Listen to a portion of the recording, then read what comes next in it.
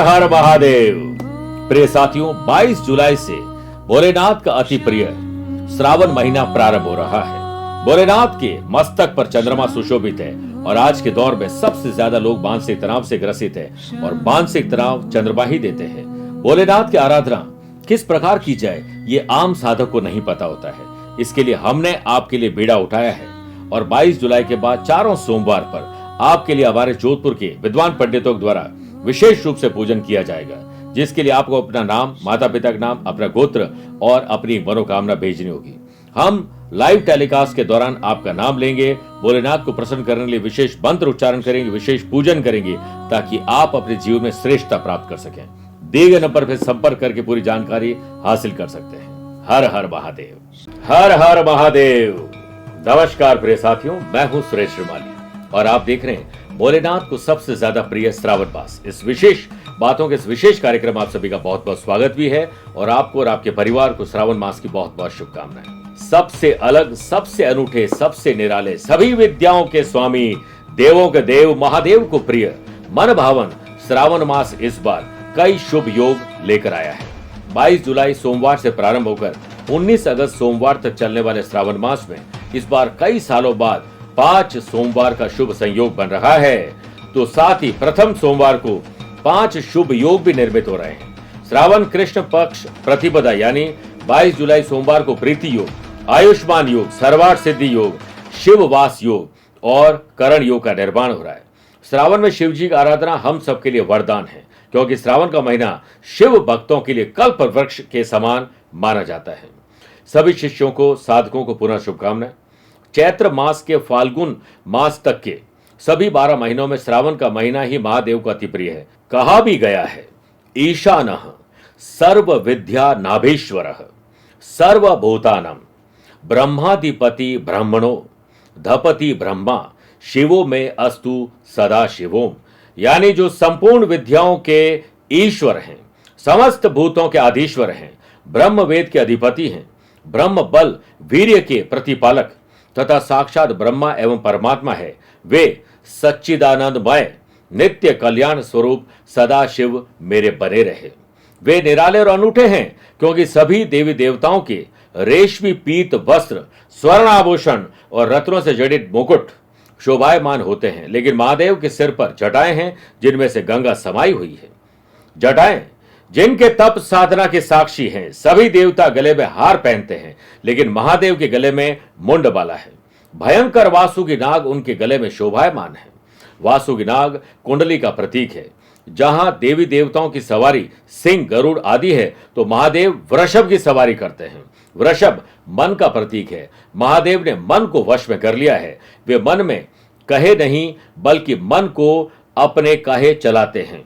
इसी का प्रतीक है वृषभ की सवारी। हाथ में है त्रिशूल जो शक्ति का प्रतीक है। वस्त्रों के नाम पर बादाम्बर लपेटे हैं तो संपूर्ण शरीर पर भस्म रमाए रहते हैं। मृगछाला पर विराजमान रहते हैं।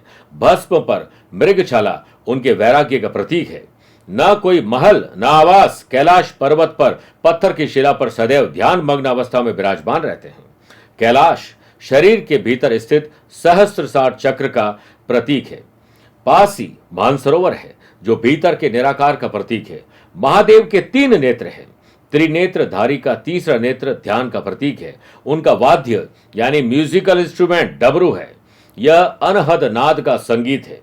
यही मेरे प्रिय साथियों, यहां पर नाद दिन रात हमारी चेतना और संपूर्ण ब्रह्मांड में गूंज रहा है।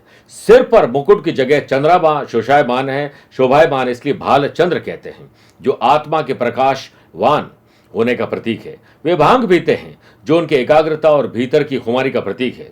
जब महादेव प्रसन्न होते हैं तो तांडव करते हैं और दुखी हो जाए, रुष्ट हो जाए तो तीसरा नेत्र खोल देते हैं। वे ही नटराज है, अर्धनारीश्वर है। जैसे महादेव है वैसा कोई अन्य देव नहीं, इसलिए महादेव को देवों का देव कहा जाता है। वे वैरागी है, सन्यासी है, लेकिन उनके 2 पुत्र भी है। सभी देवी देवताओं की पूजा भले ही कठिन हो, लेकिन महादेव तो केवल जल अर्पण करने और पंचाक्षर मंत्र नमः शिवाय से ही प्रसन्न हो जाते हैं। भक्तों के लिए तो देवों के देव महादेव को कल्पत्रु के समान कहा गया है। जैसे स्वर्ग में कल्पत्रु वृक्ष के नीचे बैठने से हर मनोकामना की पूर्ति होती है। ठीक वैसे ही महादेव को भक्ति से प्रसन्न कर लेने पर भक्तों की कामनाएं पूरी हो जाती है। भक्तों को जन्मों जन्मों के पापों से मुक्ति देने वाले हैं। इसीलिए कहा गया है, कुमकुम चंदन लेपित लिंगम, पंकज हार सुशोभित लिंगम, संचित पाप विनाशक लिंगम, तत्प्रणमामि सदा शिवलिंगम। यानी भक्ति से प्रसन्न होने पर शिव भक्तों के जन्मों जन्मों के संचित पापों का नाश कर देते हैं। ऐसे निराले, अनूठे और भक्तों पर वर देने वाले महादेव को प्रिय श्रावण मास को शुभता प्रदान करते हैं। श्रावण और महादेव के और रहस्यों पर मैं किसी दिन और चर्चा करूंगा। तब तक के लिए आप सभी स्वस्थ रहें, मस्त रहें और व्यस्त रहें। एक बार कमेंट में जरूर लिखिएगा, हर हर महादेव। प्यार भरा नमस्कार और बहुत बहुत आशीर्वाद। हर हर महादेव। प्रिय साथियों, 22 जुलाई से भोलेनाथ का अति प्रिय श्रावण महीना प्रारंभ हो रहा है। भोलेनाथ के मस्तक पर चंद्रमा सुशोभित है और आज के दौर में सबसे ज्यादा लोग मानसिक तनाव से ग्रसित है और मानसिक तनाव चंद्रमा ही देते हैं। भोलेनाथ की आराधना किस प्रकार की जाए ये आम साधक को नहीं पता होता है। इसके लिए हमने आपके लिए बीड़ा उठाया है और 22 जुलाई के बाद चारों सोमवार पर आपके लिए हमारे जोधपुर के विद्वान पंडितों द्वारा विशेष रूप से पूजन किया जाएगा, जिसके लिए आपको अपना नाम, माता पिता का नाम, अपना गोत्र और अपनी मनोकामना भेजनी होगी। हम लाइव टेलीकास्ट के दौरान आपका नाम लेंगे, भोलेनाथ को प्रसन्न करने के लिए विशेष मंत्र उच्चारण करेंगे, विशेष पूजन करेंगे, ताकि आप अपने जीवन में श्रेष्ठता प्राप्त कर सकें। दिए गए नंबर पर संपर्क करके पूरी जानकारी हासिल कर सकते हैं। हर हर महादेव।